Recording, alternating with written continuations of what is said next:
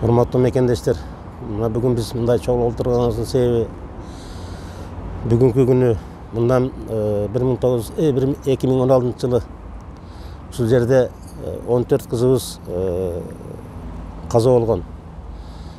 Өтө чоң трагедия болгон биз үчүн. Ошолордун урматына, ошолорду эскерип, ошолорду неме кылып бүгүн ошо Куран түшүрүп отурабыз.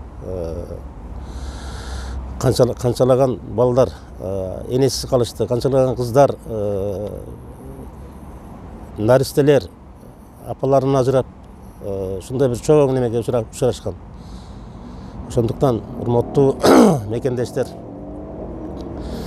бүгүнкү биздин кайрылуубуздун себеби мен урматтуу биздин урматтуу ажообуз Садыр Нуркожоевго кайрылгым келип атат.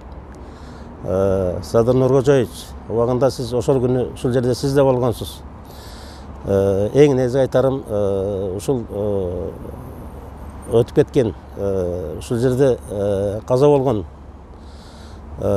биздин жарандарыбызга ошол мезгилде материалдык компенсация, материалдык жардам мамлекет тарабынан көрсөтүлбөй калган. Ошондуктан сизден сураныч, ушуларга ушул каза болгон биздин жарандарыбызга мамлекет тарабынан азырда кеч эмес бир материалдык жардам берип коюңузду биз сизден суранабыз.